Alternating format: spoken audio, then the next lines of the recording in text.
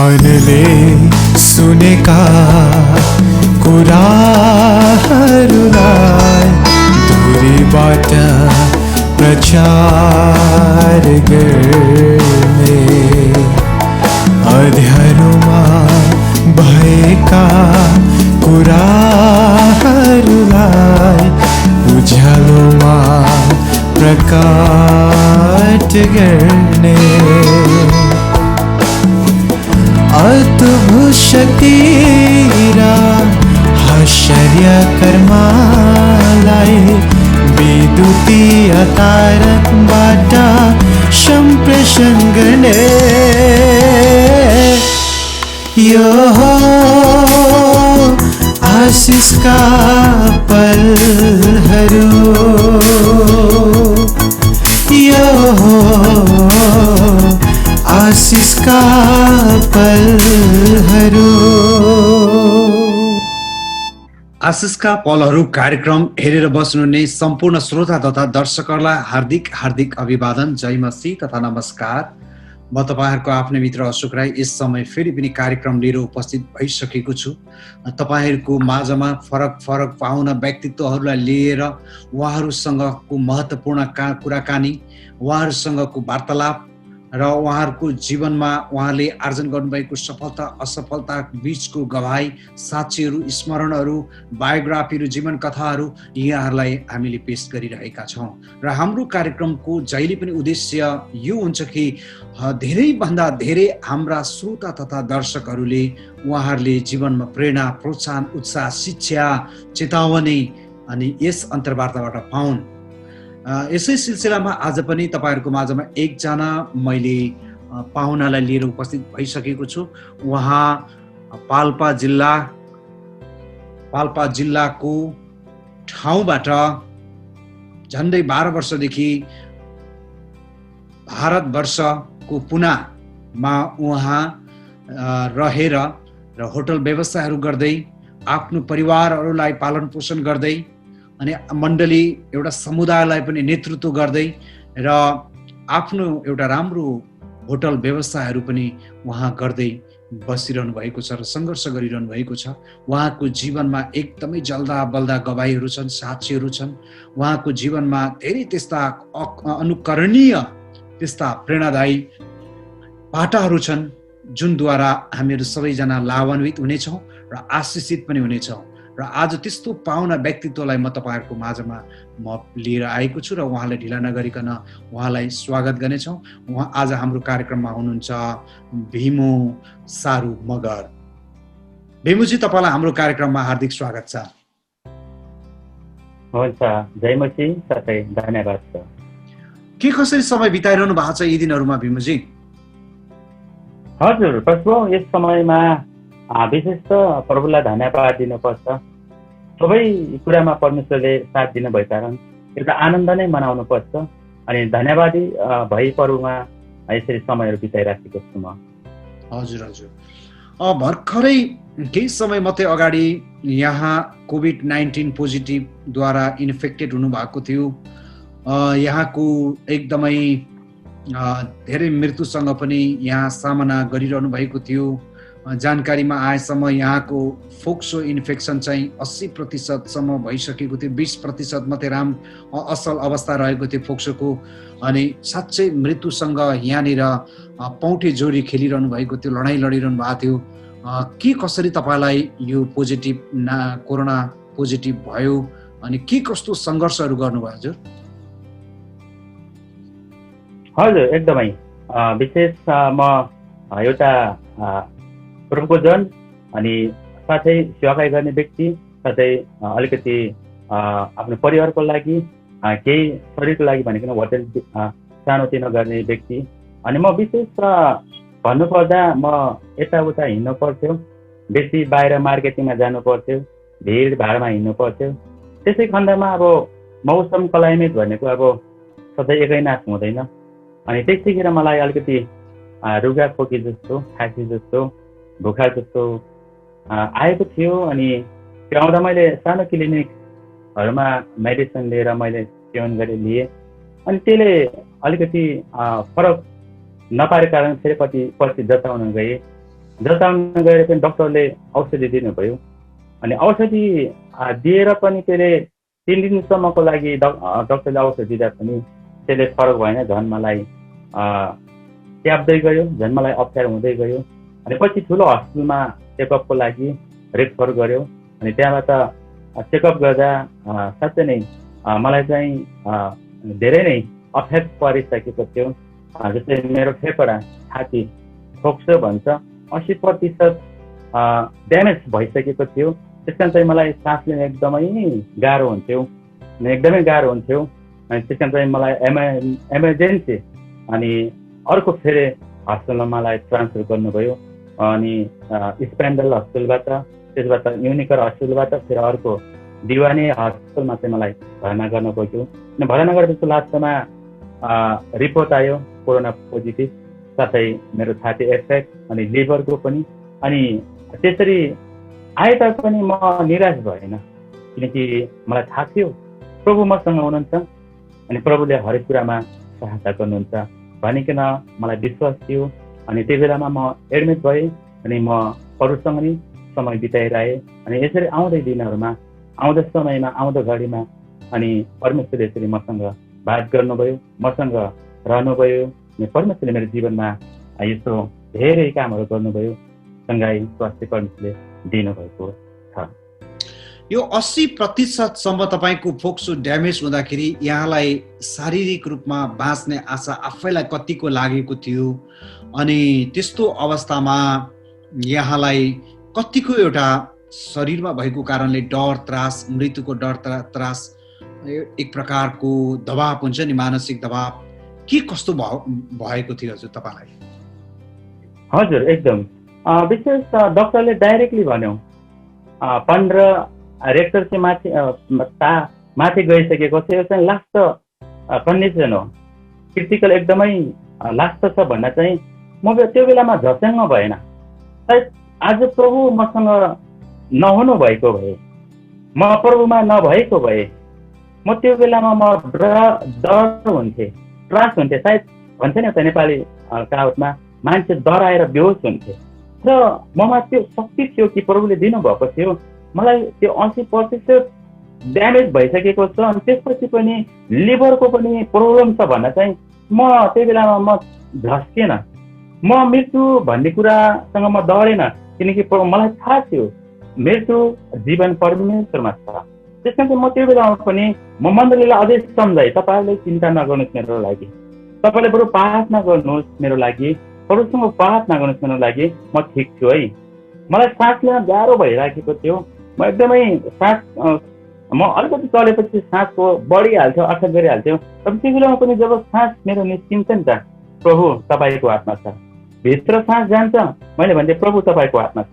म ढुक्कसँग 100% म प्रभुसँग बात गरिराखेको थिएँ, प्रभु तपाईँ मसँग हुनुहुन्छ। किनकि बच्चाले मलाई भन्दाखेरि नडरा छोरा, तिमीलाई मैले सम्हालेको छु, तिमीलाई मैले हत्केलामा खोपेको छु, तिम्रो हरेक दुःख अवस्थामा मैले तिमीलाई चाहिँ मैले सम्हाल्ने छु भनेर प्रभुले मसँग बोल्नु भएको थियो। त्यससँग प्रभु बोलेका चाहिँ मलाई त्यो बेलामा संसारिक मेरो शरीरको हिसाबमा हेऱ्यो भने त म डराउँथेँ, म त्यो बेलामा बेहोस पनि हुन्थेँ, म अझै बिमार हुन्थ्यो होला, अझै के हुन्थ्यो। तर म भित्रबाट जब प्रभुसँग बात गरेँ नि, मलाई डर भन्ने कुरा एउटै पनि आएन।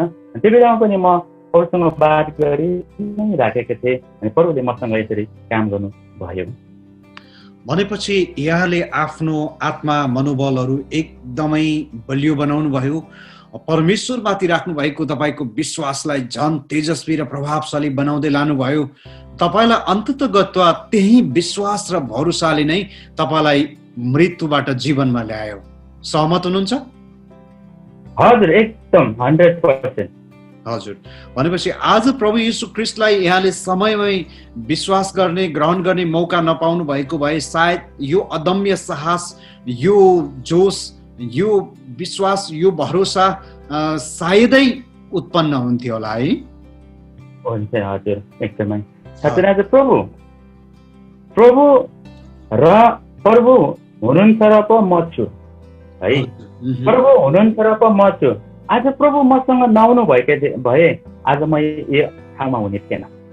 कुनै कहाँ पुग्थेँ, के गर्थे, डरले त्रासले भयभीत भएर म चाहिँ त्यो बेलामा म खतम पनि हुन सक्थे, हुन सक्थे। र परमेश्वरले वचन छ, तिमीलाई 10औं दिन दुःख पर्ला र साहस गर, संसारलाई मैले जितेको छु। विजय यसुमा छ भन्ने कुरा चाहिँ मलाई थाहा थियो, शक्ति यसुमा छ भन्ने कुरा चाहिँ मलाई थाहा छ, मृत्युहरूलाई पनि बौरी उठाउने शक्ति यसुमा छ भन्ने कुरा चाहिँ मलाई थाहा थियो। त्यसैले म ढुक्क सबै कुरा परमेश्वरमा राखेर म आनन्दित अनि परमेश्वरमा धन्यवादी नै म भइराखेको थिएँ।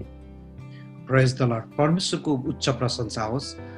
यी सबै कुराको श्रेय परमेश्वरलाई गएको होस्। भीमजी, तपाईँलाई कोभिड-19 पोजिटिभ अथवा कोरोना भाइरसले तपाईँलाई नोभेम्बर, यो 2020 को नोभेम्बर कति तारिकदेखि तपाईँलाई आक्रमण गरेको थियो? हाम्रो श्रोताहरूलाई बताइदिनुहोस्। खास म बिमारी भएको सानो रुगा खोकी नाक जाम हुने मलाई 5 नोभेम्बरदेखि हो। 5 नोभेम्बरमा अलिकति त्यस्तो भएको थियो अनि त्यो अलिकति बुखार ज्वरोहरू आउने भइराखेको थियो। मैले क्लिनिकमा गएर दबाई खाएँ। दबाई खाएर चाहिँ ठिक भएको जस्तो लाग्यो। पछि मलाई चाहिँ खाँसी नहुने तर खाँसी हुँदा खोक्दा चाहिँ अलिकति छातीबाट अलिकति त्यो कफ जमेको जस्तो निस्किने, खुन जस्तो पनि निस्किने। अनि फेरि म दोस्रोचोटि डक्टरमा गएँ। मलाई खाँसी छैन, बुखार छैन, सबै ठिक भयो। र पनि खाँच्दा चाहिँ खोक्दा चाहिँ मलाई चाहिँ खुन जस्तो निस्किन्छ अनि अलिकति त्यो कफ जस्तो निस्किन्छ भनेर चाहिँ डक्टरले मलाई त्यो त्यसको औषधि पनि दिनुभयो। पिउनको लागि गोली पनि 3 दिनको लागि दिनुभयो। यसबाट ठिक भएन चाहिँ फेरि रगत चेक गर्नुपर्छ अनि पिसिआर चेक गर्नुपर्छ। डक्टर 3 दिनपछि ठिक नहुँदाखेरि चाहिँ मलाई घरमा एकदमै साह्रो भयो। अनि 3 दिनपछि फेरि 9 तारिक म हस्पिटलमा गएँ। त्यही हस्पिटलमा जाँदा डक्टर पनि आथियो। के भयो तिमीलाई यस्तो झन् भने डक्टरले भन्नुभयो, मैले भने तपाईँलाई मैले त्यस्तो भनेको थिएँ तर मलाई झन् त्यो दबाई खाने बित्तिकै मलाई झन् साह्रो हुन थाल्यो डक्टर, मलाई फेरि रिपिट चेक गर्नु छ भने चाहिँ डक्टरले अर्को स्पाइनल हस्पिटलमा लग्नुभयो। स्पाइनल हस्पिटलमा भर्ना गर्नको लागि लग्नुभयो। त्यहाँ पनि अलिकति मलाई कन्डिसन अलिक साह्रो देखेको कारण चाहिँ त्यहाँबाट अर्को हस्पिटलमा रेफर गऱ्यौँ।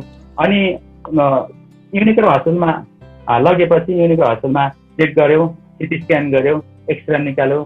अनि त्यहाँबाट जुन फेरि त्यो हस्पिटलबाट यहाँ हाम्रोमा हुँदैन, यसको लागि चाहिँ भेन्टिलेटर खाँचो छ, अक्सिजन खाँचो छ, एकदमै क्रिटिकल छ, अर्को हस्पिटलमा जानुपर्छ भनेर मलाई चाहिँ तल दिवानी हस्पिटल लग्नुभयो। अनि दिवानी हस्पिटल लगेको दोस्रो दिनमा चाहिँ रिपोर्ट आयो मेरो ब्लड टेस्टकोहरू अनि सबै अरू एक्सरेहरूको अनि त्यो पिसिआरको कोरोनाको अनि त्यहाँ कोभिड हस्पिटल मलाई लग्यो। अनि त्यतिखेर चाहिँ थाहा पाएको कस्तो कोरोना पोजिटिभ भएर मैले पत्याएको थिएन। पछि डक्टरले मलाई चाहिँ रिपोर्ट देखाउनु भयो कि तिमी चाहिँ पोजिटिभ छौ भनेर चाहिँ मलाई देखाउनु भयो। त्यतिखेर मलाई थाहा भयो मलाई पनि पोजिटिभ भएको रहेछ।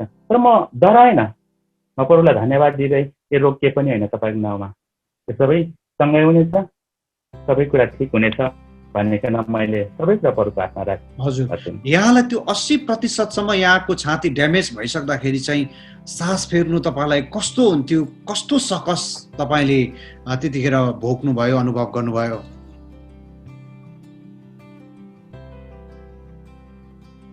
मलाई पछि त्यो बेलामा शरीरमा एकदमै गाह्रो थियो। मेरो जेठान एल्डर तिलक उहाँले लग्नु भएको अनि अरू साथी, मेरो साथी यहाँको मारुति, मलाई एकदमै यसो म सिधा बस्यो भने ठिकै छ, म सास लिन सक्थेँ। र बस्दा अलिकति एकचोटि खोक्यो भने अटोमेटिक मलाई एफेक्ट गर्थ्यो, सासै बढिहाल्यो एकदमै। यत्र सेकेन्ड अब हाम्रो चाहिँ धड्कन चाहिँ तपाईँको टाइममा चल्नुपर्छ नि त, जस्तै अब 1 सेकेन्ड 2 सेकेन्डमा यसरी चल्नुपर्छ। यो चाहिँ फुटुटुप्प भएर डाइरेक्ट अफेक्ट गरिहाल्ने। अनि त्यस्तो चाहिँ एकदमै साह्रो भइराखेको थियो मलाई चाहिँ, त्यो छातीको कारणले चाहिँ एकदमै प्रब्लम भइराखेको थियो। र पनि त्यस्तो बेलामा पनि मलाई परमेश्वरले त्यो तागत दिनुभयो, परमेश्वरले मलाई त्यो साहस दिनुभयो। खालि मलाई जहिले पनि त्यो वचन आउँथ्यो, नडराऊ नडराऊ नडराऊ। त्यो वचनले नै मलाई चाहिँ त्यो सास लिन गाह्रो भएको बेलामा पनि के म प्रभुमा एकदम भित्रबाट खुसी भएर प्रभुसँग बात गरिराख्थेँ अनि मलाई मजा लाग्थ्यो। अनि त्यो समय कसरी बिताएँ मलाई एक्ज्याक्टली थाहा छैन। त्यो दिनलाई कसरी बिताएँ मलाई एक्ज्याक्टली थाहा छैन, किनकि म परमेश्वरसँग तर्सिङ थिएँ, परमेश्वरसँग बात गरिराखेको थिएँ। त्यो दिन कसरी गयो, त्यो घडी कसरी गयो, म आइसियु भित्रमा नै म थिएँ। अनि पछि दिन गर्दै जाँदा 9 दिन बितिसकेको रहेछ मलाई आइसियुमा। अनि त्यसरी चाहिँ परमेश्वरले ममा काम गर्नुभएको थियो। हजुर हजुर हजुर, धेरै धन्यवाद भएको छ परमेश्वरलाई। र यहाँ साँच्चै मृत्युमाथि विजय भइसक्नु भएको छ। अलिकति हामीले अहिले हाम्रो समुदायहरू, हाम्रो देश, जातिहरू कोरोना भाइरसको उच्च जोखिमबाट भएर अझै पनि गइरहेका छन् विगत 6 महिनादेखि। त्यसर्थ हामीले गरेको कुराकानीहरूद्वारा हाम्रा साथीभाइहरू जोहरू अहिले कोभिड-19 को उच्च जोखिमबाट भएर गइरहनु भएको छ, उहाँहरूलाई पनि यो कुराहरूले, यहाँको जानकारीले केही न केही सचेत पार्छ भन्ने कुरामा हामी एकदमै निर्धुक्क छौँ। र अब म तपाईँलाई यसको विषयमा एउटा कुरा सोध्नु पर्यो। अब यो कोभिड-19 लागेको व्यक्तिहरू, कतिजना व्यक्तिहरू पोजिटिभ रिजल्ट आउनु बित्तिकै कतिजना व्यक्तिहरू अब एकदमै बिजो भएर मरिने परियो, तड्पिँदै मरिने परिने भयो भनेर चाहिँ उनीहरूले कति चाहिँ आत्महत्या गरिरहेछन्, कतिले चाहिँ पोइजनहरू खाएर, कतिले चाहिँ घरबाट आम पालेर, कतिले चाहिँ झुन्डिएर यसरी आदि इत्यादि कारण तरिकाद्वारा, माध्यमद्वारा आफ्नो जिन्दगी नै समाप्त बनाइरहेका छन्। र अरू कति साथीभाइहरू एकदम डर त्रासमा अझै पनि छन्। यसरी पोजिटिभ यो कोभिड-19 पोजिटिभबाट भएर जाने र डर, आतंक, त्रासमा बाँचिरहेका हाम्रा साथीभाइहरूलाई तपाईँ के एकदमै व्यवहारिक स्वस्थ सल्लाह दिन चाहनुहुन्छ? हजुर, एकदम पहिलो कुरा म के भन्छु भने हाम्रो प्यारा मित्र, साथी, दिदी, भाइ, बहिनी, आमा बुवालाई, यो शरीर बहुमूल्य छ। वचनले भन्छ परमेश्वरले आफ्नो स्वरूपमा बनाउनु भयो, अनि खर्च गर्ने हामीलाई कुनै पनि अधिकार छैन। जस्तो अघि तपाईँले भन्नुभयो आत्महत्या, सुसाइड, आफूलाई मार्ने, तङ गर्ने, त्यो हाम्रो अधिकार छँदै छैन। परमेश्वरले दिनुभएको शरीर हो। यो कुरालाई चाहिँ पहिलो कुरा हामी हरेक विश्वासी, अविश्वासी सबै मानिसहरू चाहिँ शरीरलाई माया गर्नुपर्छ। यो शरीर बहुमूल्य छ। शरीरलाई मैले सङ्ग्रहालय गर्नुपर्छ, शरीरलाई मैले सहाय सुसाय गर्नुपर्छ। चाहिँ जस्तो सुकै परिस्थिति किन नआएको होस्, दुःख किन नआएको होस्, गरिबी किन नआएको होस्, सतावट किन आएको होस्, म आफूलाई सम्हाल्ने छु भन्ने कुरा चाहिँ हरेकमा खुबी हुनुपर्दछ। र दोस्रो कुरा, जब भन्नुभयो रोग भनेको यो शरीर हो, कमजोरी सबैको छ।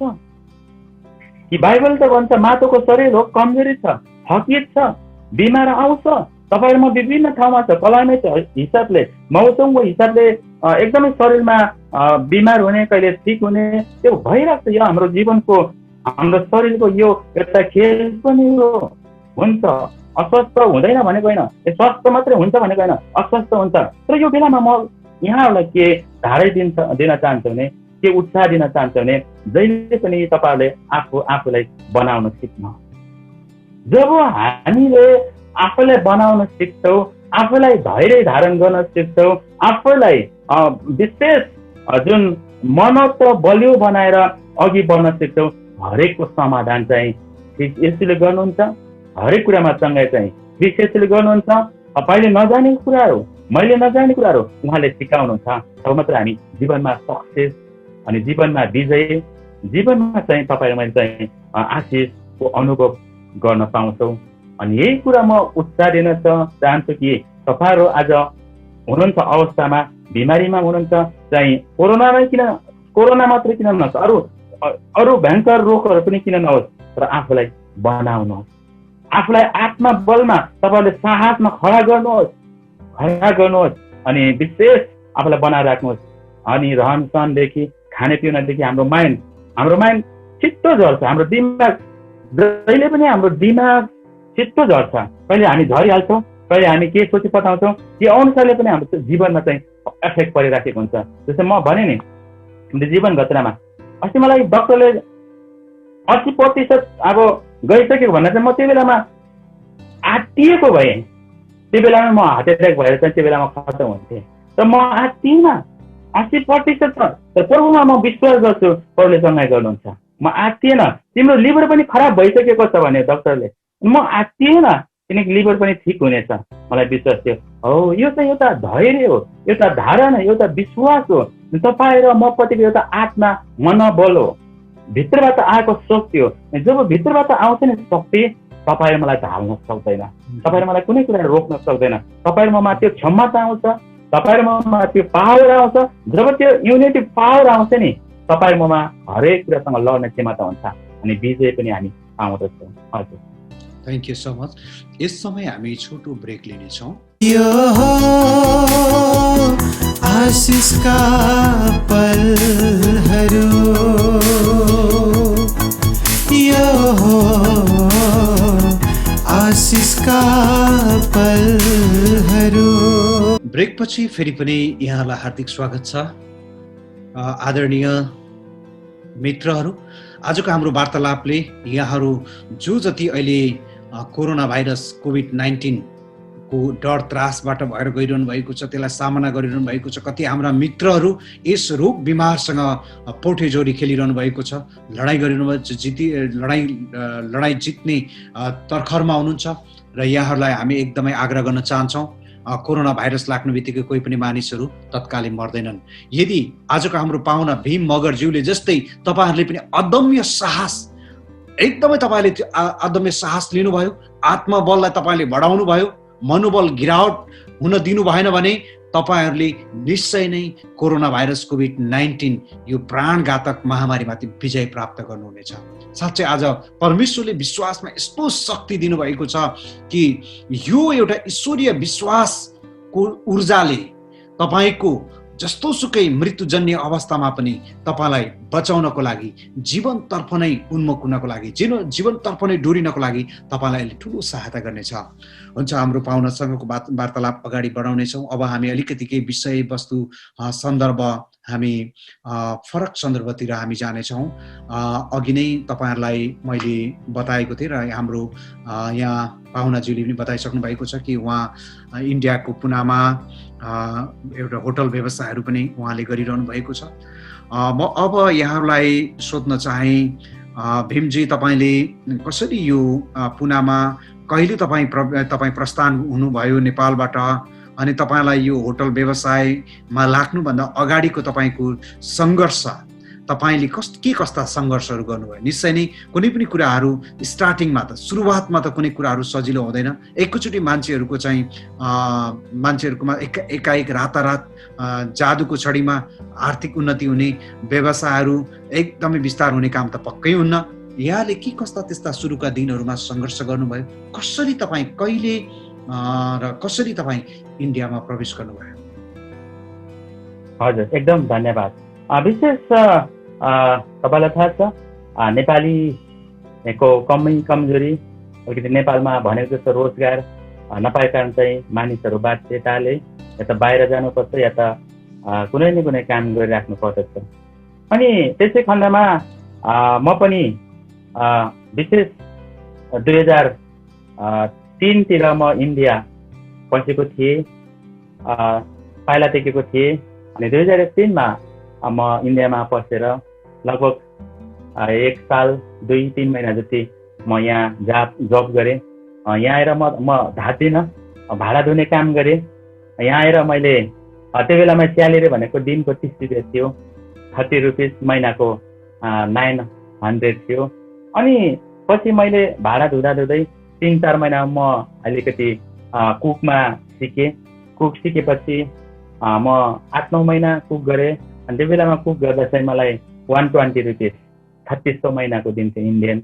अनि मैले 1 साल 9 या 10 महिनाको त्यो पैसा जम्मा गरेर म नेपाल गएँ। अनि नेपाल जाँदा ठ्याक्क म दसैँ तिहारको बेलामा सायद पुगेको थिएँ नेपालमा। अनि त्यहाँ मेरो एकदम सानोदेखि घनिष्ठ साथी थियो, हाम्रो पास्टर बुवाले चिन्नुहुन्छ, अमर चारू अनि घनसारू। अनि यहाँहरू चाहिँ विश्वासमा लागेको छ। तर त्यो बेलामा विश्वास भन्थेन, गाई खाने धर्म भन्थ्यौँ, बिरालो खाने धर्म भन्थ्यौँ। अनि आमा बुवा मर्दा चाहिँ बाल नखोरिने, नकाट्ने, नुन खाने गरे भन्ने कुरा चाहिँ मलाई गाउँको साथीहरू सुनाउनु भयो। अनि मैले त्यो पछि चासो राखेँ। मैले पहिलोचोटि सुनेको यो के रहेछ होइन, गाई खाने धर्म के रहेछ हो। किनकि हाम्रो समाजमा गाई खान्थेन त्यो बेलामा होइन, गोरु खान्थेन। अहिले पनि कतिजनाले खान्छ, खाँदैन अब नेपालको संविधान अनुसार। त्यो बेलामा मैले त्यो साथीलाई खोज्न गएँ, अनि त्यो साथीहरू चाहिँ शनिबार गल्याङ जाने रहेछ। लगभग हाम्रोबाट 4 घन्टा हिँडेर जानुपर्छ गल्याङ पाल्पाबाट।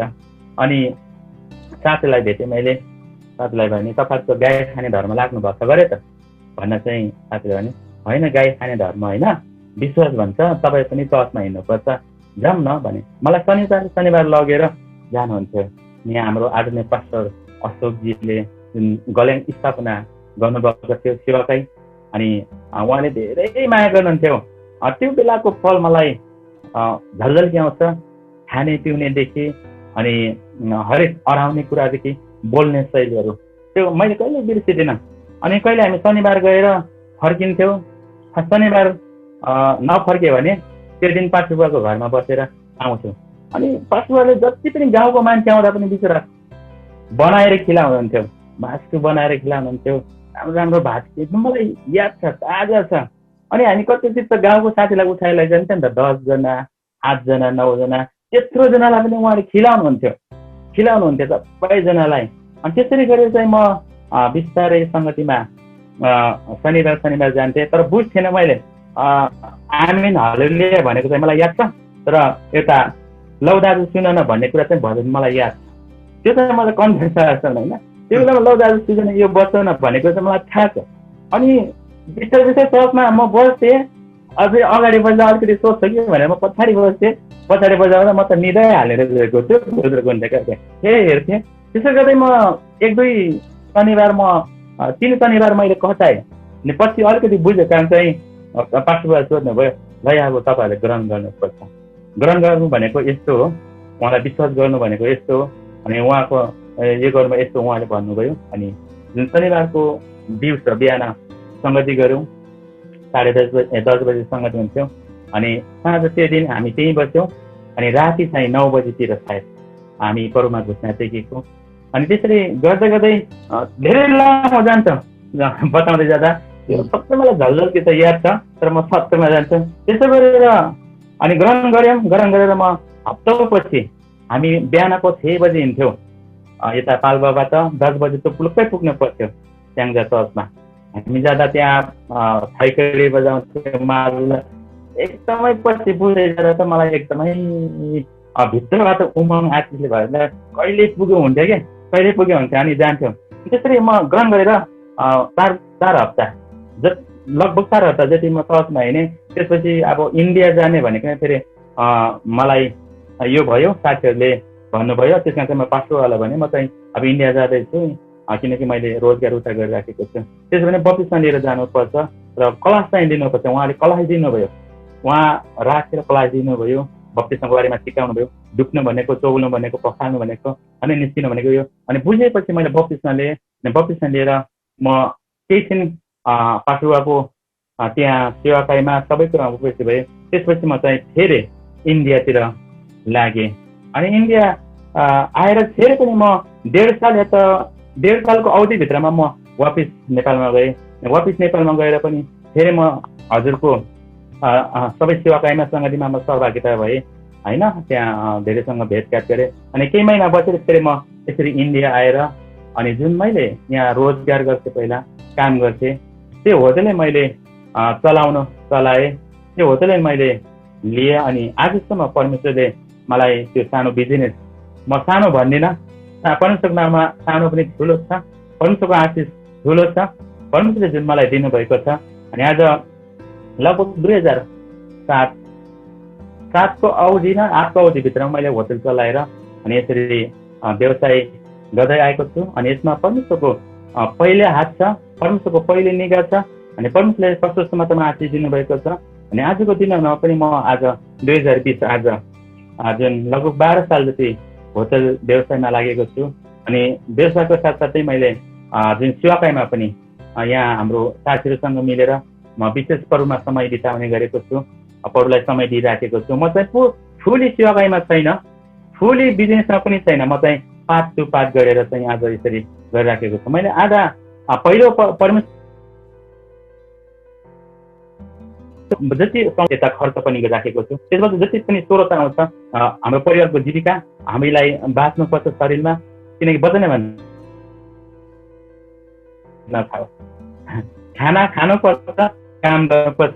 अनि आज यहाँको जुन समयहरू अनि यहाँको दिनहरू यसरी बिताइराखेको छु। अनि यसमा परमेश्वरलाई नै धन्यवाद दिनु पर्दछ। सबै कुरामा परमेश्वरले आत्मिक क्षेत्रमा अनि शारीरिक क्षेत्रमा, आर्थिक अवस्थामा, भौतिक अवस्थामा परमेश्वरले नै सम्हालेर राख्नु भएको छ। अनि आज धेरै यहाँ नेपाली दाजु भाइहरू छ, विश्वासीहरू, उहाँसँग सङ्गति गर्न पाएका छौँ। उहाँहरूलाई विशेष बाइबली शिक्षा दिन पाउँदा भित्रबाट खुसी लाग्छ, भित्रबाट प्रभुमा गर्व गर्छु। अनि जुन सुरुमा बाटो देखाउनु भयो हाम्रो आदरणीय पास्टर अशोक, उहाँलाई पनि म एकदमै धन्यवाद दिन चाहन्छु। अनि यहाँ आएर हामीलाई जुन शिक्षा दिनुभयो यहाँको पास्टर मिलन दार्जिलिङबाट हुनुहुन्छ, उहाँलाई पनि धन्यवाद दिन चाहन्छु। अनि अहिले हामी यतिमा फेरि यहाँ झुन्ड मिलेर गरिराखेका छौँ। हाम्रो यहाँ एल्डर तिलक हुनुहुन्छ, दार्जिलिङबाट सितेश मामा हुनुहुन्छ, म छु। हामी यसरी मिलेर चाहिँ अहिले हाम्रो बिजनेस साथसाथै कामहरू साथसाथै विश्वास, सङ्गति, सेवाकाई यसरी चाहिँ हामी मिलेर बढिराखेका छौँ। पास्टर एकदमै आशिषमय पलका कुराहरू गर्नुभयो।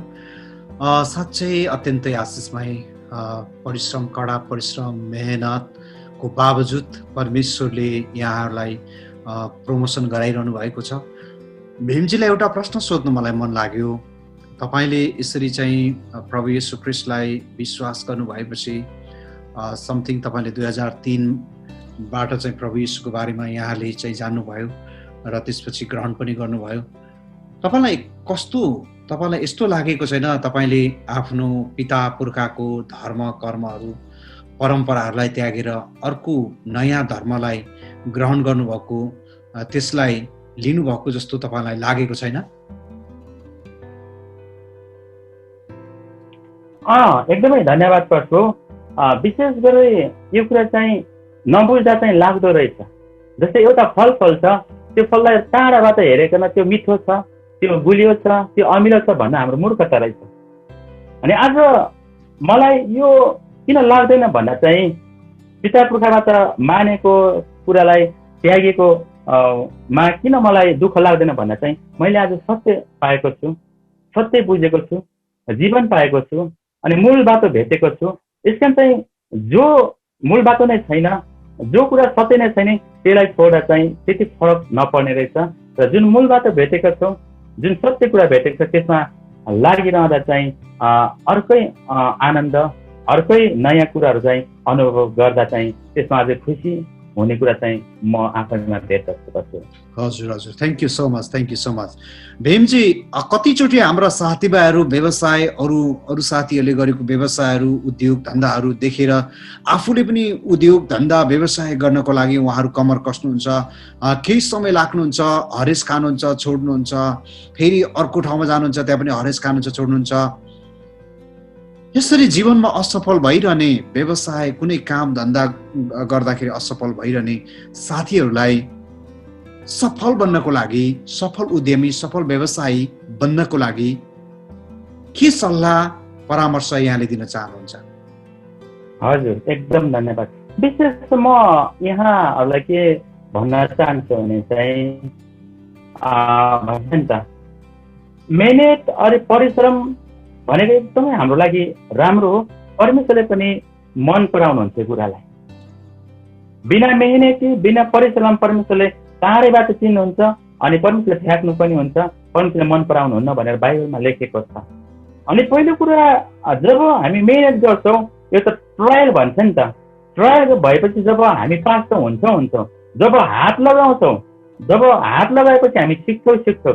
किनकि वचनले भन्छ परमेश्वरमा असम्भव केही पनि छैन, सबै कुरा सम्भव छ। अनि हामी परमेश्वरको जाति भएको कारण चाहिँ सक्सेस त्यहाँ हुँदैन भन्ने कुरा चाहिँ हाम्रो गलत हो। त्यस कारण चाहिँ हामी जो असल कामको लागि हात लगाउँछौँ, जस्तै हाम्रो जीवनको लागि, परिवारको लागि के हामी दुःख परिश्रम गर्छौँ, परमेश्वरले त्यसमा सफलता दिनुहुन्छ।